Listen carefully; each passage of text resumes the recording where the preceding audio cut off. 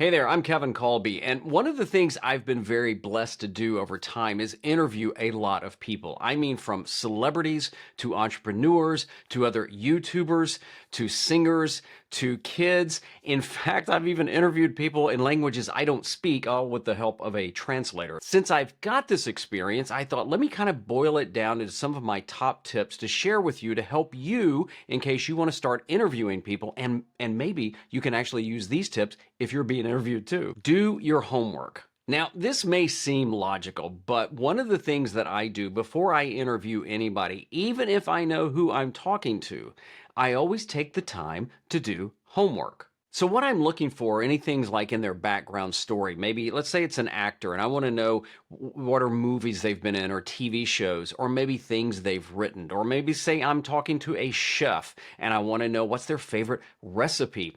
How did they get started? And by doing my homework, I may find some really cool things in their background. Not embarrassing. This isn't like a 60 Minutes thing.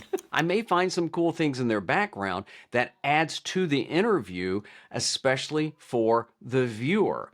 So by doing my homework, by making notes, and I just make my notes in Apple Notes, nothing fancy, then I have something to refer to ahead of time. I'll also ask them ahead of time to send me a bio or anything like that because they may want to talk about something I didn't know. Maybe they're launching a product. So the idea is to have as much homework done ahead of time so I come in prepared. Because the last thing I want to do is get on an interview and say, hey, so what do you want to talk about? Have some questions ready. One of the things I've been blessed with, and I think I got this more from my late mother, is the gift of gab. I would like to think I can talk to anybody about anything. Most of the time, people may be smarter than me. And I'm okay with that. I also like to have some questions in mind so I can at least kind of direct the conversation. Again, I don't want to go into an interview, and I wouldn't recommend you do either, without anything in mind. Think about this. You're probably not going to invite somebody to coffee, and then you get there and you just kind of stare at them and go, well, I don't know. What do you want to talk about?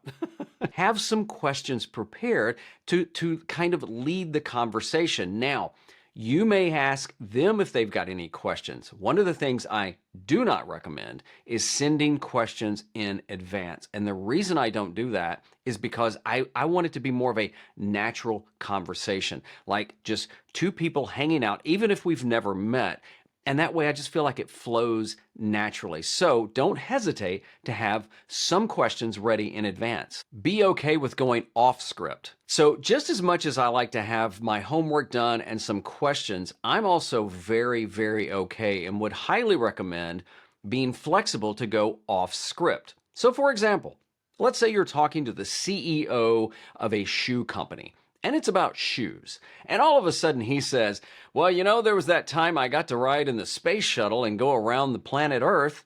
And you go, okay, that's great. So the next question I want to ask you is, tell me about your shoes. Okay, whoa, you just missed a golden opportunity. So by really being in the moment and listening to your guests, even if you think you know everything about them, the willingness to go off script when they say something can actually lead to a powerful interview. I can't tell you how many times I've been interviewing somebody, talking to somebody, and it may not even be for my YouTube channel. It might be for a client, and I'm interviewing somebody for a video I'm doing for them. Maybe it's a nonprofit or something. And somebody says something that wasn't prepared. And what I want to do is do a follow-up on that. And yeah, it could go into a rabbit hole. I don't see it that way. I see it as even more information. And it may be that they say something that is gold, that is better than anything we had planned. So be okay if somebody throws something up there and you're like, well, I didn't plan for that. Just roll with it. Use a program like Riverside. Yes, Riverside is the sponsor of this video, but I'm telling you, they make it super easy to interview people. Once you've logged in,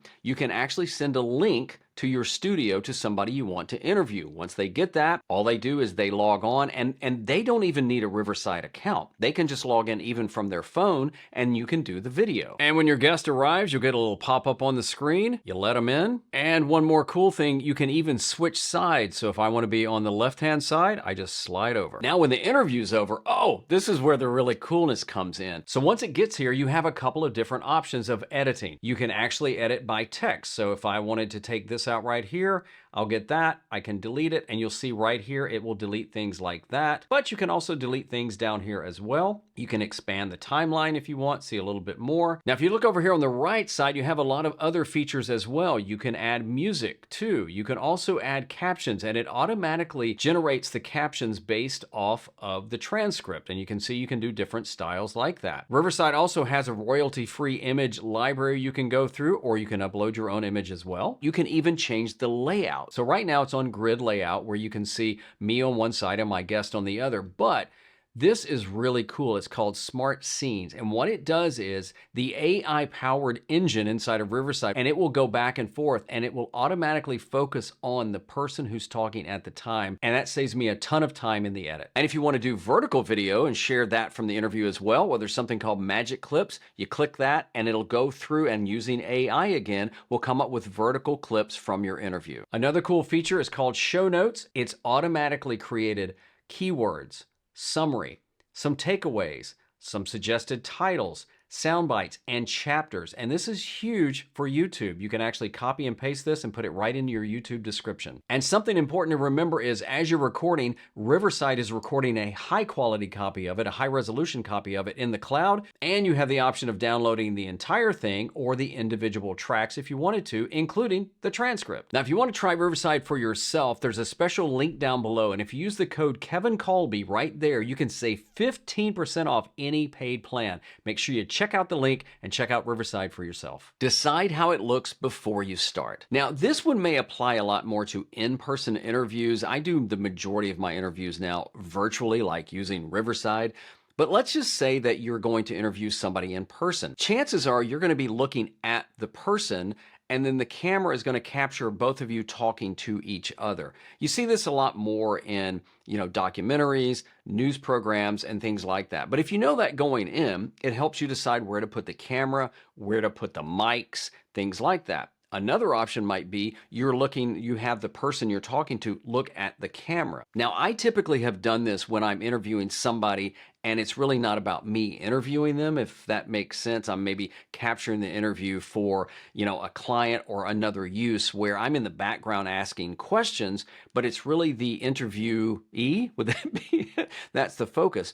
And I like to have them looking at the camera. By doing that, then I have to decide where I'm going to be, where the camera placement's going to be, and then get them comfortable with looking at the camera. Now, again, virtually, this kind of takes care of that because you're both looking at the camera. I have seen some channels, especially on YouTube, where they kind of fake it, where they'll be doing something virtually and they'll have the guest looking one side and they'll be looking at another.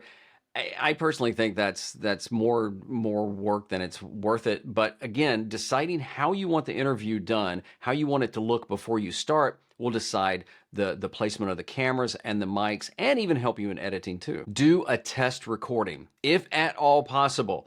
Make sure everything is working. I even do this virtually. Before maybe I bring the guest on, I make sure that my camera input is the one I want. I make sure the mic input is the one I want, because some programs will revert to your last setup. So like at my desk, I have a couple of different mics I use. Right now I'm using one boomed over my desk, so I'm making sure that's the mic that I have going into Riverside. But even if you're on location, just take a few minutes, especially if you can get there early, and just do a test recording and look and see if the shot looks good, if you're both in frame, and if you're doing multiple cameras, you can test that as well. And you really want to make sure your audio is being captured. Now, you could do double audio capture. I've seen people like have a mic clipped on them and then another mic somewhere else. That really depends on the level of the interview. But if at all possible, do a test recording, watch it back, and just make sure everything looks and sounds the way it is before you start rolling your interview. Make it about them. Now, you may say, Kevin,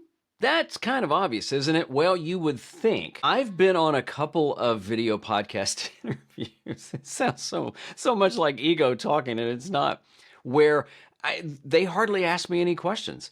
In fact, there was one show I was on, and they asked for my bio, and I sent my bio ahead of time. And even though they had it, and they read it, it was wrong. I mean, the bio was right, but they were saying the wrong things and throwing this out there and the number of kids I had and all this other stuff. And it was like, no, no. And so it was just awkward. It's like, why did you, why did you have me on to begin with?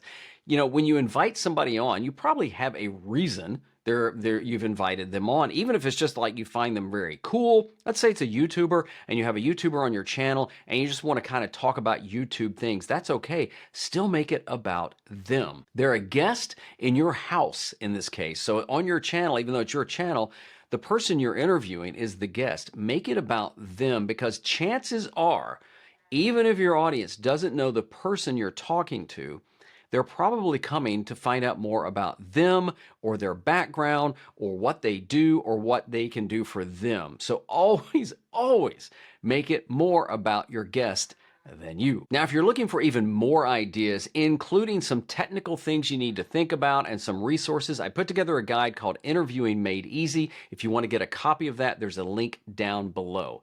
I hope these tips help you do the best interview with almost anyone, anywhere. Thank you so much for watching, and I hope to see you next time.